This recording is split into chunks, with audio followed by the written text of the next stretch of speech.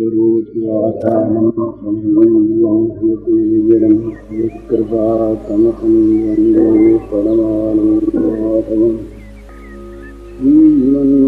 गोपालं वृन्दारण्यपुरन्दरं गोविन्दं प्रबद्धं दीनानुग्रहकारकं वन्दे मुकुन्दमुरविन्ददलायताक्षं कुन्देन्दुशङ्खवसनं शिशिरोपवेशम् इन्द्रादिदेवगणवन्दितपादभूषम् वृन्दावनालयमहं वसुदेवसेवनम् नवजलधरवर्णं चम्पकोद्भासितरणं विकसितनलनास्यं विस्फुरन्मन्दहास्यं कनकरुचिदुकूलं चारुवर्हावशूलं कमपि निखिलसारं नौमि गोपीकुमारम् वंशीविभूषितकरान्नवनीरदाभात् पीताम्बरा दुर्मदन्दफलाधरोष्ठात् पूर्णेन्दुसुन्दरमुखादरविन्दनेत्रात् कृष्णात् परं किमपि तत्त्वमहं न जाने। बहुत छोटी सी सीमा में हमने अपने को सीमित कर रखा है और उस सीमा के अंदर इस शरीर को, शरीर के नाम को और इनके संबंधी प्राणी पदार्थों को ही हमने अपना जगत माना और हम इसके बने हुए हैं और सारी चीजों को हम भोग्य बनाना चाहते हैं। ये जीव की बात। हम भगवान को भी भोग्य बनाना चाहते हैं, भला भोगता नहीं। जगत की तमाम वस्तुएं तो हमारी भोग्य हों ही, पर भगवान भी हमारे भोग्य हों, उनके द्वारा हम सुख प्राप्त करते रहें, ये हमारी अभिलाषा चिरंतन। और किसी भाषा में कहें, किसी क्षेत्र में रह करके बोलें, मौन होकर के बोलें, हम बोलते यही हैं कि भगवान हमारे भोग्य रहें और हम अपने रहें, उनके नहीं। इसीलिए सारा दुख, सारी अशांति, ये अशांति दुख तो मिट जाए विश्वास से ही, ये तो बहुत ऊंची चीज। भगवत कृपा में यदि विश्वास हो जाए, सारी अशांति, सारे दुख तत्काल मिट जाए। ये सिद्धांत है। हम, मेरे पास लोग आते हैं, मैं स्वयं भी ऐसा ही कहते, हम बड़े दुखी, बड़ा संताप, बड़ी अशांति, यही बात सुनने को मिलती। पर वो अशांति और दुख का निवारण बाहर से तो कहीं हो सकता नहीं। अशांति, सारी अशांति, सारे दुख, सारे संताप अभी अभी नष्ट हो जाएं भगवत कृपा पर विश्वास करने। भगवान की कृपा के बिना तो कुछ होता नहीं। उनकी शक्ति ही सर्वत्र क्रियाशील है और उनकी क्रिया, प्रत्येक क्रिया में उनकी कृपा भरी है। हमारी दृष्टि बहुत सीमित होने के कारण से अपने मन की जहाँ नहीं होती, वहाँ हम अशांत हो जाते हैं, दुखी हो जाते हैं, बड़ा बुरा हो जाता है।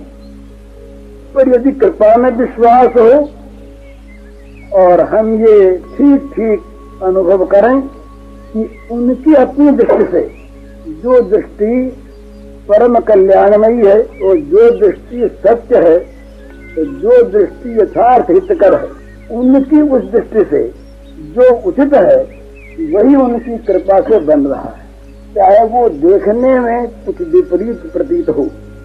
तो ये विश्वास यदि हो जाए तो तत्काल शांति मिल जाएगी। किसी डॉक्टर को आप अपना फोड़ा दिखलाते हैं, पेट दिखलाते हैं, जानते नहीं हम, वो कहता है कि भाई इसमें अमुक दोष है, ऑपरेशन कराना पड़ेगा। हम करवाए रहते हैं और स्वेच्छा पूर्वक सुख से कराते हैं, तो उस ऑपरेशन में दुख नहीं मानते, चाहे वो डॉक्टर भूल भी कर जाए। हमारे वो लड़कियां अरुणा है, उसका पेट का ऑपरेशन कर दिया डॉक्टरों ने, कुछ निकला या नहीं, तो बोले बहम ही निकल गया। उसका ऑपरेशन हो गया, उनका बहम निकल गया। तो डॉक्टर तो भूल भी कर सकते हैं, पर भूल करने की जहाँ गुंजाइश है उन डॉक्टरों पर हम विश्वास कर लेते हैं कि ये डॉक्टर जो कहते हैं वो 16 आने सत्य, ऑपरेशन करेंगे वो सर्वथा उचित, और हम मजे में शांति पूर्वक दुख में सुख मांगते हुए। ऑपरेशन में पीड़ा होती है, हाँ, तमाम अंग काट डालते हैं, घाव भरते महीनों लग जाते हैं। इस दुख में सुख की अनुभूति करते हुए हम केवल विश्वास के नाते अपना शरीर अपना जीवन डॉक्टर को समझ देते हैं। ये सबका अनुभव है। तो जैसे स्वयं अज्ञ अल्पज्ञ भूल से भरा स्वार्थी एक डॉक्टर है, उस पर हम विश्वास कर लेते हैं और तुरंत शांत और सुखी हो जाते हैं। तो भगवान कृपा पर विश्वास करें। उन्होंने एक घोषणा की, सुहृदम सर्वभूतानां ज्ञात्वा माम शांति मृच्छति। भैया शांति के दुख से तुम जल रहे हो, बड़ा सीधा उपाय हम बताऊं तुमको, और उस उपाय में स्वयं बढ़ जाते, ऐसे कुछ ठिकाना नहीं। कहीं भक्ताराम कहते थे, एक बात थी भाई, भक्तों के सुहृद हैं वो, ऐसी बात उनके मुंह से निकल गई जो हम सभी के सब लोगों के लिए परम आश्वासन। सर्वभूताना, तो हमें प्राणी तो है ना, ये तो हमें मानना ही पड़ेगा, चाहे भक्त न सही। और वो कहते हैं कि तुम प्राणी हो, हम तुम्हारे सुहृद हैं। और इस बात को फिर वो उसका फल बताते हैं। इस बात को जहाँ किसी ने जान लिया है कि भगवान हमारे सुहृदों को शांति मिल जाएगी, पर शांति नहीं मिलती, इसका अर्थ यही है कि भगवान के सौहार्द पर हमारा विश्वास अभी आया नहीं। कि शांति तो मिल जाती है विश्वास पर ही, दुखों का नाश तो हो जाता है विश्वास पर ही। रहते नहीं दुख, रह सकते नहीं, परिस्थिति कुछ भी हो, कोई परिस्थिति भी भगवत विश्वासी पुरुष को दुख में नहीं डाल सकता। कोई परिस्थिति, किसी परिस्थिति हो, वो भगवान का मंगलमय हाथ उसमें पावेगा। भगवान के मंगलमय करस्पर्श को पाकर इस दुख में, विपत्ति में, भय में, मृत्यु में वो भगवान के वरद हस्त का स्पर्श पाकर और मधुर मधुर अनुभव करेगा, सुखी होगा। लोग कहेंगे बड़ा दुखी, वो अपने मन में समझता रहेगा कि ये समझते नहीं कि हम कहाँ हैं, हम तो बड़े सुखी। ये तो विश्वास की बात। और जहाँ समर्पण हो जाए, समर्पण का अर्थ है अपने को उनका बना देना। अब और अपने को उनका बना देने वाला अपना भी फिर न रह जाना, जो उनको अपना बना दे, और अपना बना देने वाला जो है वो भी न रहे। तो क्या होता है कि फिर ये बात हम कह सकते हैं कि हमारी पीड़ा, हमारे सुख का सारा ज्ञान उनको, हमें नहीं। जब हमारा अहम उनमें जाकर समर्पित हो गया, उनका हो गया, हमारा अहम उनका हो गया, तो वैसी अवस्था में हमारी पीड़ा, हमारा दुख जो कुछ भी दिखता है, इसका भान उन्हें होगा कि हमको होगा। और एक बात, बहुत मोटी बात ध्यान में रखने की है, बहुत मोटी, बहुत उड़े की बात। जब तक अपनी लाभ हानि, अपना सुख दुख, अपना भोग अभोग हमें स्वयं याद रहता है अपने लिए, तब तक हम अपने को भगवान की सेवा के लायक भी नहीं बना पाते। जहाँ हम किसी स्वामी के सेवक हुए, वहाँ अपना स्वार्थ अलग रहेगा नहीं। अगर अलग रहा तो हम उनकी दासता में अभी नियुक्त नहीं हुए। अपने को भूल जाना पड़ेगा, अपने को खो देना पड़ेगा सेवा करने वाले। बहुत पहले अरविंद ने व्याख्या की थी देशभक्ति। ये शायद 1908 या 9 की बात है। कलकत्ते में एक पत्र निकलता था उनका, जिसका नाम था धर्म, बंगला में एक निकलता था, अंग्रेजी में उसका नाम था कर्मयोजन। तो धर्म में उन्होंने एक व्याख्या की देशभक्ति, तो सारे देश के काम करने वालों के लिए काम की।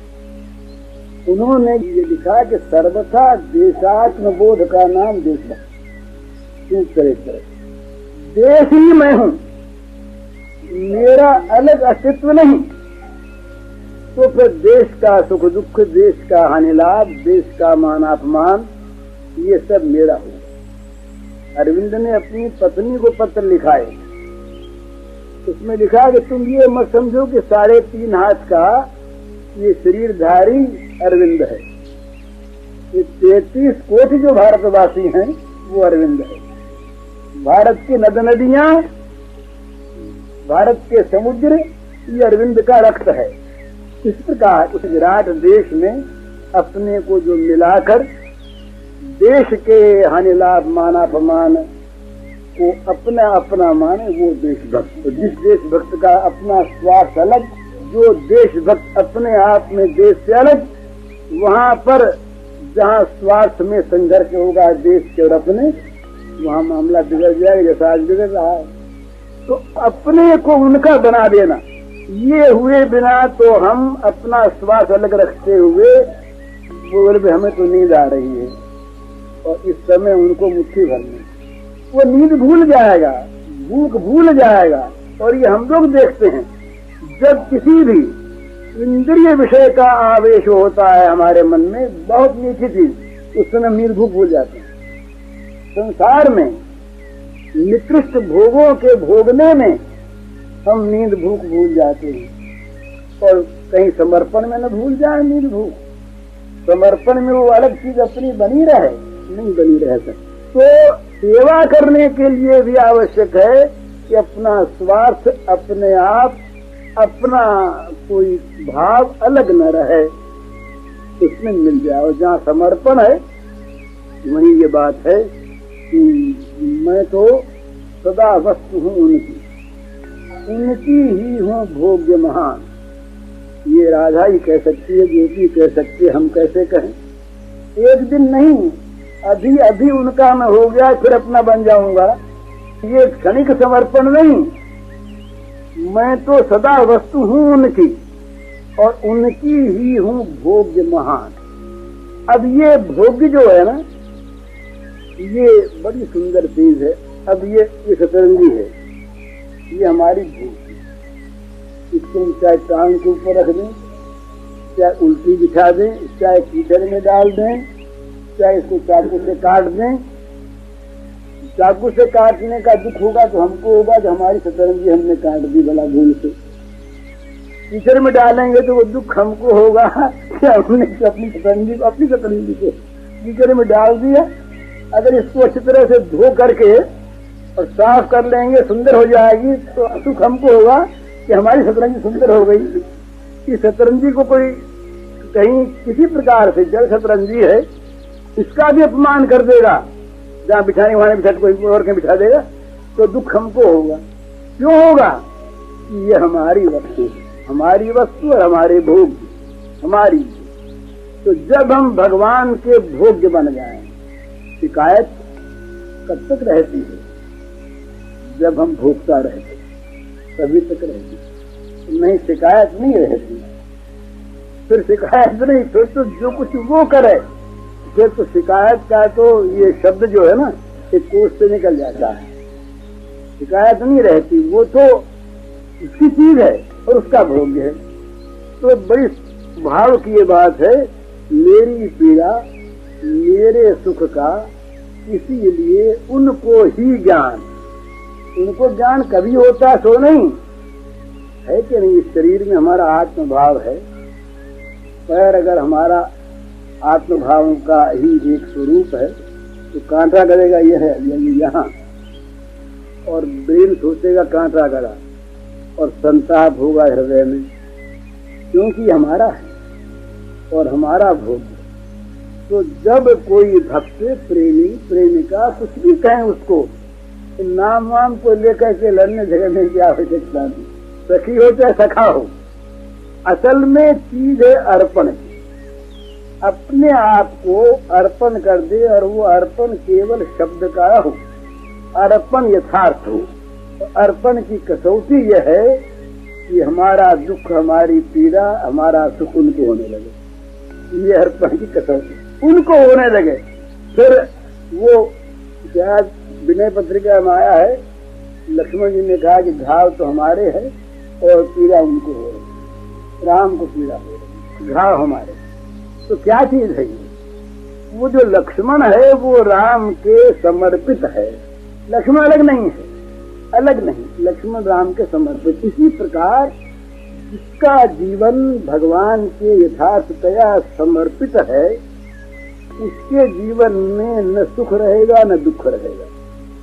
उसके जीवन में क्या रहेंगे? प्राण प्रियतम रहेंगे बस। अब वो सुख हो तो उनको हो, दुख हो तो उनको हो, मान हो उनका हो, अपमान हो उनका हो।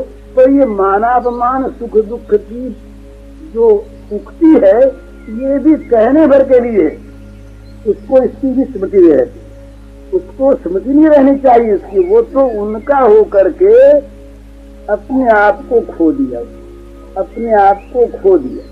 अपने आप को खोकर क्या हुआ? वो अचिंत्य और अनिर्वचनीय स्थिति है। प्रेमी प्रेमास्पद का सर्वथा भोग्य बनकर उनके अंदर उनकी इच्छा से उनके आत्मसात हो गए। उन्होंने अपने में उसको ले लिया, अपने साथ मिला लिया, अपने अंदर उसको बसा लिया, अलग रहा नहीं। इसलिए मेरे तन का घाव तथा मेरे मन की जो व्यथा अपार। दो ही तरह के दुख होते हैं संसार में, शारीरिक और मानसिक, आभ्यंतरिक और बाह्य। ये दोनों दुखों का सारा भार फिर वो स्वयं ढोते हैं। करें अपना, उनको जो अच्छा लगे सो करें। उनको घाव सहना हो घाव सहें, उनको आराम से रहना हो आराम से रहें। अब आराम और आराम का न होना इसका किसको पता नहीं, उसको पता। तो ये हम लोग जो है ना, इनसे प्रेम की चर्चा जब करते हैं इसके पहले हमें जगत को भूल जाना चाहिए। इस जगत की चीजों को सामने रखकर, यहाँ के अभावों को सामने रखकर, यहाँ के सुख दुखों को सामने रखकर जो चर्चा करते हैं प्रेम की, वो प्रेम काम बन जाता है। क्योंकि वो उसमें कोई न कोई छिट भगवान से प्रेम करेंगे, उनको भगवान सुखी करेंगे। और आप ऐसा प्रेम जो हमें कि हम सुखी हो जाएं, ऐसा भी बोलो भगवान को हम लोग मांगते। अपना ऐसा प्रेम दो कि हम सुखी हो जाएं, हम सुखी हो जाएं, ये तो असली उद्देश्य है। और प्रेम न दे करके कुछ और देकर सुखी कर दे हमको, तो हमें उसमें आपत्ति नहीं है। भाई वो कह देंगे तुमको प्रेम तो नहीं देंगे, सुखी कर देंगे, बोले अच्छी बात, सुखी कर दो, प्रेम न सही पीछे दे दे, कोई बात नहीं, आवश्यकता तो हमें सुख की है ना। तो प्रेमी की ये मांग नहीं होती कि हमें सुखी करो, वो तो स्वसुख की कल्पना लेश से शून्य होता। स्वसुख की कल्पना का लेश उसके मन में नहीं होता, इसीलिए वो उनका होता है। इसीलिए उनकी पीड़ा का दुख का ज्ञान उनको होता है, इसको नहीं। वो सारा शरीर जो है, वो शरीर फिर ये नहीं रहता कि शरीर में सारे अंग प्रत्यंगों में वो स्वयं आकर बस जाए। ये कल्पना नहीं है, ये यथार्थ सत्य है, भावुकता नहीं है। ये सत्य ऐसी ही चीज है। तो वहां फिर क्या होता है, वहीं पर लीला का विस्तार होता है। लीला के लिए क्षेत्र चाहिए, उन्मुक्त क्षेत्र चाहिए। हमारे जीवन में, हृदय में जहाँ वासना, कामना, भोग, अहंता, ममता इत्यादि बने हैं, वहां तक सारा क्षेत्र नाचने का अवरुद्ध है। भगवान नाचे कहाँ? कहीं कूड़ा पड़ा है, कहीं मैला पड़ा है, कहीं गंदगी पड़ी है, कहीं गढ़ा है, कहीं आग लगी हुई है। हमारे जीवन का यही तो स्वरूप है। कहीं गंदगी है, कहीं कूड़ा है, कहीं मैला है, कहीं आग लगी है, कहीं जल रहा है। यही तो हमारे जीवन का स्वरूप है ना। तो क्षेत्र उन्मुक्त नहीं, सारा क्षेत्र कूड़े से, गंदगी से, जलन से भरा। यहाँ उनका नृत्य विहार, लीला विहार कैसे हो बताइए? उन्मुक्त क्षेत्र होना चाहिए जहाँ पर उनके नाचने के लिए जगह मिले। हम लोग जब कीर्तन करते हैं हमारा कीर्तन तो कुछ होता ही नहीं, ये तो लोग दिखाओ उसी होते ही बिहार जाओ, जगह रेडी कराती, लोग नाचेंगे तो नाचने वालों को जगह चाहिए, बीच में कोई बाजा भी उठा दो, बाजा भी रहेगा, इसकी भी अड़बड़ रहेगी, बाजा अलग बजा बजा करे, फिर इस नाचने के क्षेत्र में बाजा न रहे, तो कुछ भी न रहे, उससे अलग बिल्कुल उन्मुक्त क्षेत्र हो जाए, पवित्र विशुद्ध निर्मल, दूसरी वस्तु का जहाँ का अभाव हो वहाँ भगवान नाच, वो भगवान का लीला स्थल होता है, लीला विहार स्थल होता है।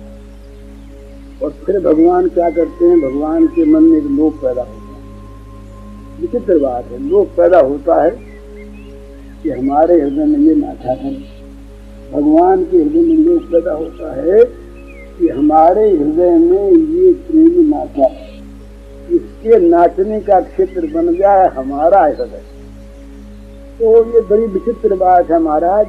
उस समय भगवान अपनी ये प्रेमी के लिए, उस समय भगवान अपने मन से जगत को निकाल देते हैं, उसमें भगवान अपने मन से लोक को निकाल देते हैं, उस समय भगवान अपनी लोकपालकता और सृजनता को भूल जाते हैं।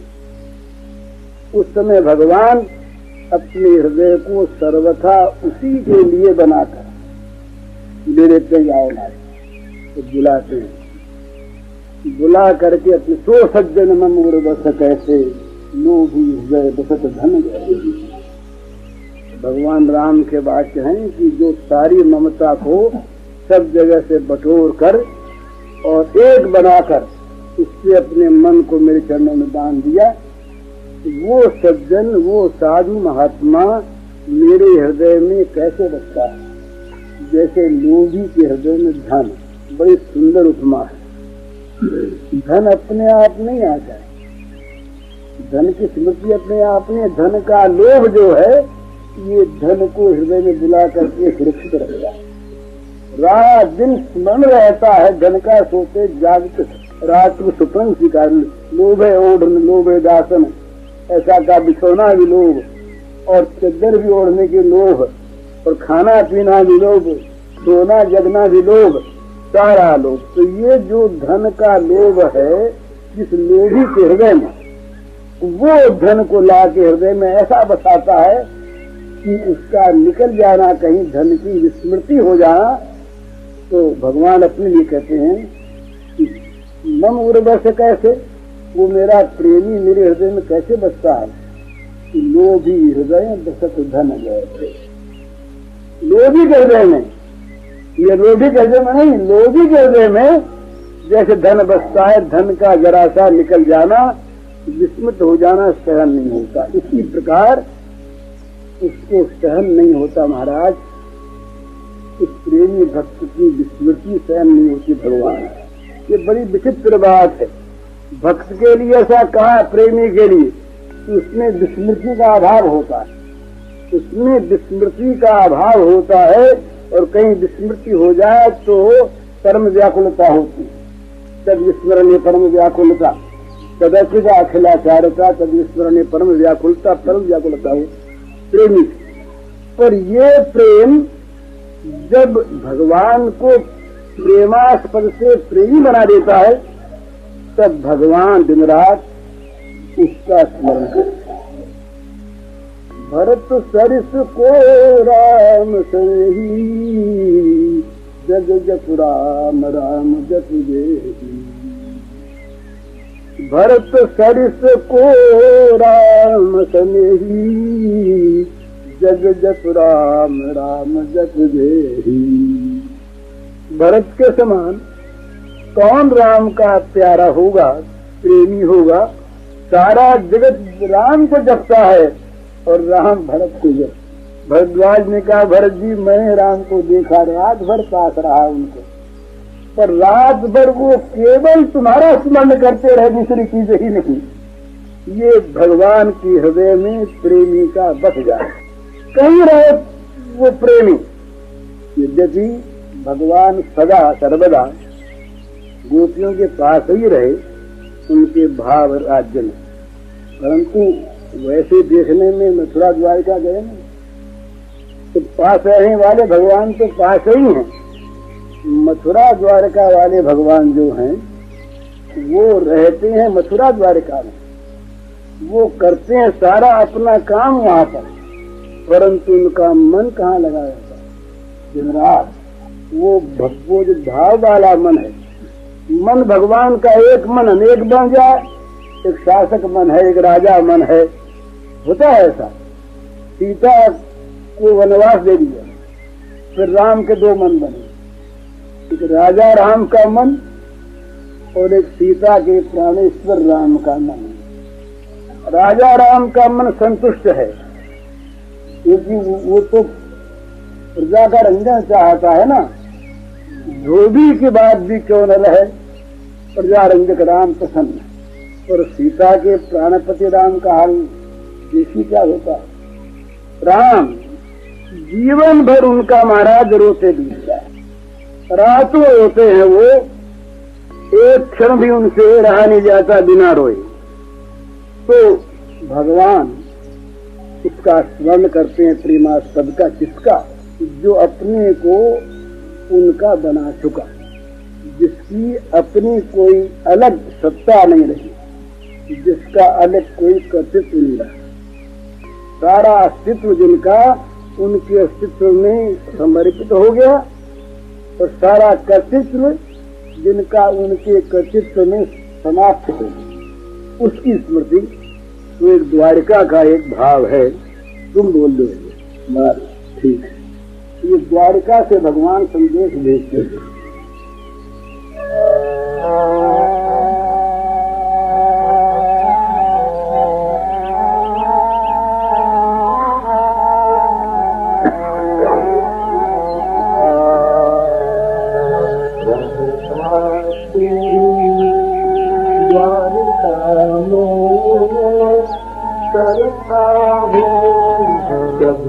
सदा अंगत रहे मेरा सतत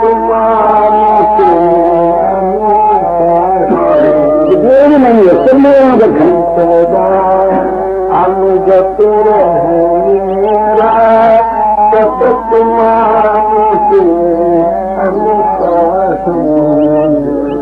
सिद्ध प्रचुर ऐश्वर्यों से युक्त सुंदर भाग्य राज्य प्रासाद, ऐसी चीजें हैं।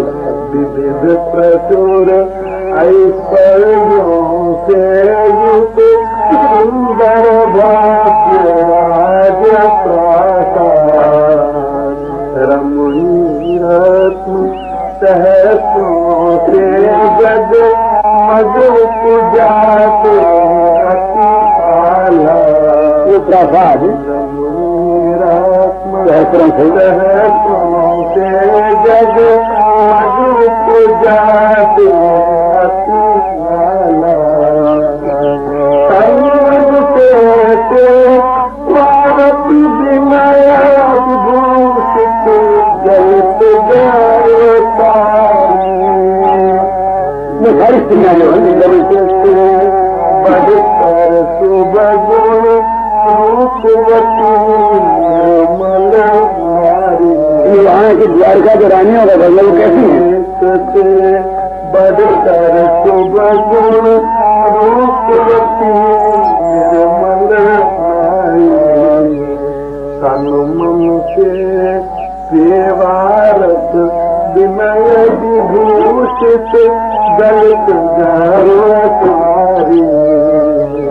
तनुमन से सेवारत विनय विभूषित दलित गर्वकारी। एक से बढ़कर शुभगुण रूपवती निर्मल नारी। निर्मल नारी नहीं है,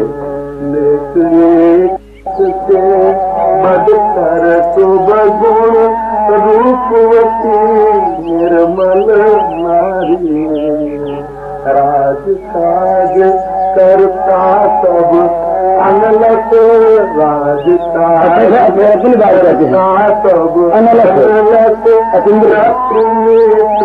में सदा सचे। द्वारिका में है ना,